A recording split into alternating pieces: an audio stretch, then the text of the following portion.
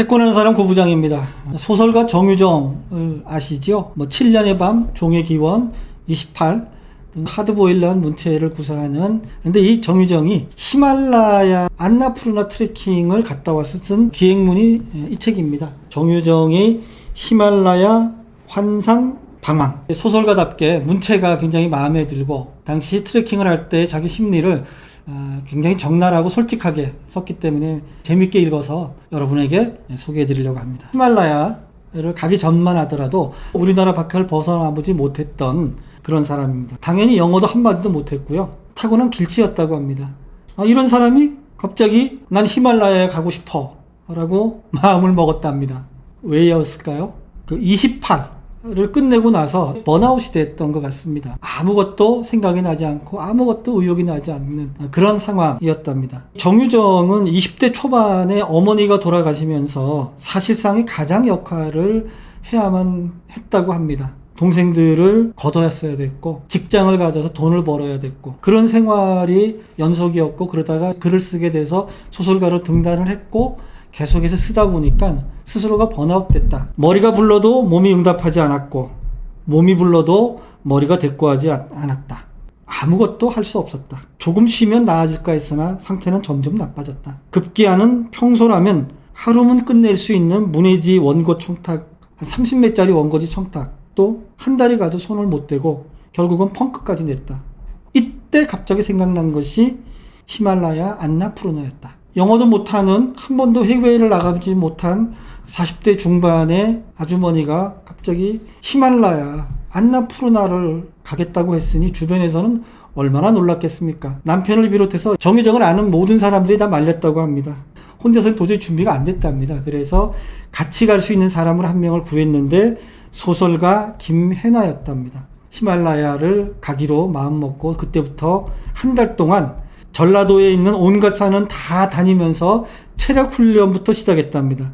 그리고 떠난 게 9월 2일 날 안나푸르나입니다. 안나푸르나 산행은 쉽지 않았답니다. 고난의 행군이었답니다. 첫 번째 난관은 음식이었답니다. 향신료, 마살라가 들어간 음식은 도저히 먹지 못했답니다. 밥을 못 먹어서 첫째 날부터 저혈당 증세가 왔는데 이 트레킹 내내 제대로 먹지를 못했답니다. 근데 더 큰 문제가 배변이었습니다. 조금씩은 먹긴 했는데 며칠이 지나도 나오질 않으니 얼마나 힘들었겠습니까? 또 다른 어려움은 배낭을 꾸리는 것, 그것도 잘 꾸리는 것이 굉장히 중요합니다. 가벼운 것을 밑에 넣고 무거운 것을 위에 넣고 뭐는 아래 넣고 옆으로 넣고 그래야지 길을 걷는데 무게도 좀 덜 느끼고 피곤함이 덜한데, 이거를 잘 못하면은 걷는 내내 힘들고요. 그리고 꾸리는 것 자체가 일이거든요. 초보들이 엄청나게 고생을 했다는 거예요. 히말라야 트레킹은 하루가 딱 정해져 있습니다. 어디에서 어디를 가야지만 숙소들이 있거든요. 그래서 일찍 떠나야지만이 너무 늦지 않게 도착하는데 출발이 늦으면 도착하는 것도 늦어서 여러 가지가 어려운데 이 사람들이 당했던 어려움이 바로 그런 어려움이었답니다. 그리고 빼놓을 수 없는 것이 이제 두통과 불면. 하루 종일 걷고 오르다 보면 몸은 죽도록 피곤한데 정신은 미치도록 맑았다. 움직이면 골이 흔들리고 가만히 있으면 날카로운 통증이 관자놀이를 파고들었다. 이 책은 이런 산행과 동시에 과거 자기가 살아왔던 것을 중간중간에 넣고 있습니다. 정유정은 22살이 자기 삶에 있어서 랜드마크적인 해라고 적고 있습니다. 어머니가 아프기 시작했고 새 동생을 책임져야 하는 실질적인 가장이 시작된 해가 22살 때다.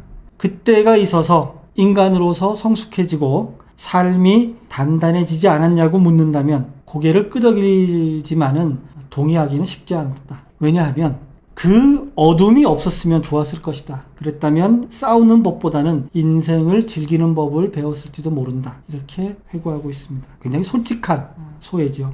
어머니가 돌아가시던 날 동생들에게 우는 소리 하는 놈은 등짝을 한 대씩 패주겠으니 의연하게 인사해라 하고 으름장을 놓습니다. 본인은 한 번도 울지 않았답니다. 울 수가 없었겠죠. 이모들은 아주 독한 년이라고 했지만 차마 울 수가 없었답니다. 왜냐?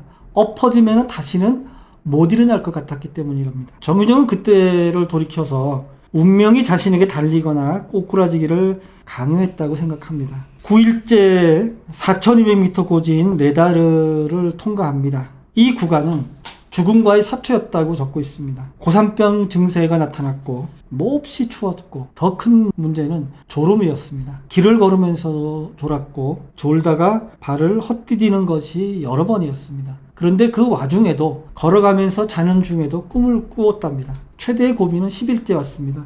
잠을 자다가 가슴을 파고드는 깊숙하고도 아찔한 흉통을 느낍니다. 정유정이 간호사 출신입니다. 그래서 이 흉통이 무엇을 말하는지 본인이 잘 알았습니다. 여기서 내가 죽을 수도 있구나 라고 직감했다는 겁니다. 10일째 되는 날 밤인 죽음과 삶의 경계선상에 있었다라고 본인이 인지하고 있었습니다. 절체절명의 순간에 국내에서 가져간 비상약 아세트아미노펜하고 스테로이드를 씹어서 삼킵니다. 그 때문인지 흉통이 서서히 물러갔다고 합니다. 날이 새면서 트레킹 코스 중에 가장 높은 지대인 소롱나 패스 5,416m입니다. 정유정은 이날의 광경을 이렇게 묘사하고 있습니다. 비탈사면 위에서 구름이 산사태처럼 무너져 내렸다. 앞서가던 사람들이 무너지는 구름 속으로 하나둘 빨려 들어갔다. 우리도 그 안으로 들어섰다.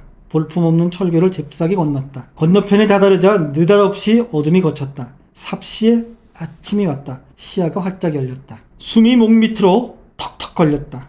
지구를 등에 지고 걷는 기분이었다. 발은 모래구렁으로 빠지는 느낌이었고 떼양볕은 독수리 부리처럼 눈을 쪼았다. 칼바람이 체온을 앗아갔다. 등은 땀으로 축축한데 손발은 아리고 시렸다. 9시 30분에 티하우스에 도착했다. 이날의 첫 번째 찻집이었다. 좁은 데다가 비집고 들어갈 공간이 없었고 사람이 너무 많았다.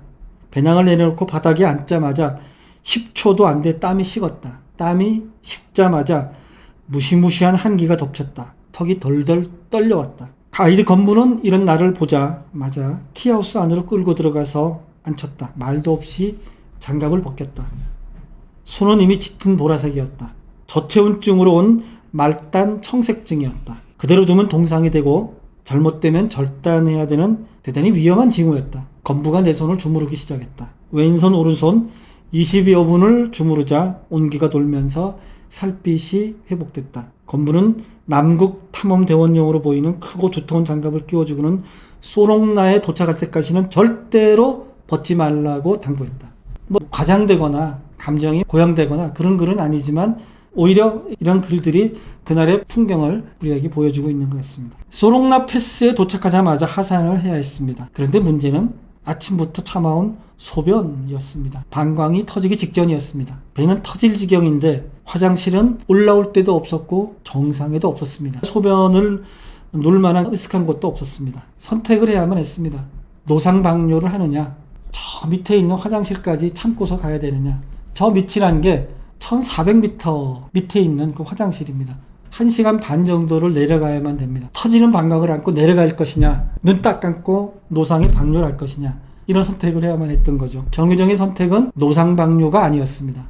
내려가기였습니다. 정유정 표현대로 하면 활강이 시작됐다 이렇게 썼습니다. 내리막길을 걷는 게 아니라 그냥 날아갔다는 거죠. 고갯길의 경사가 45도에서 수직으로 바뀌었습니다.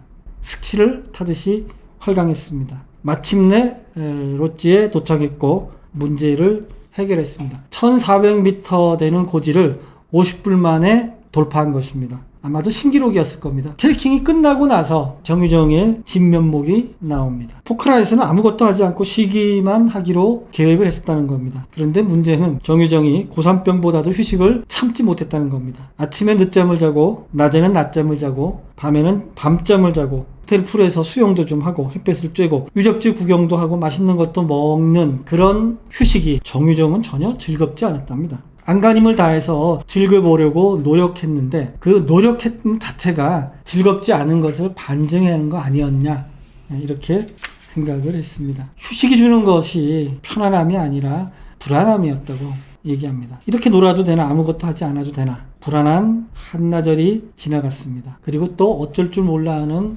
밤도 지나갔습니다. 무기력한 아침이 왔고 점심이 되자 우울증과 비슷한 상태에 빠져버렸습니다. 정유정은 이때를 스스로 근사한 장난감을 바꿔도 노는 법을 몰라서 패대기 쳐버린 아이와 다름없다고 생각했답니다. 정유정에게 견딜 수 없었던 것은 따분함이 아니라 목적 없는 시간이었던 것입니다. 할 수 없이 침대에 누워서 지난 일정이 두서없이 메모되어 있었던 수첩을 꺼냈답니다.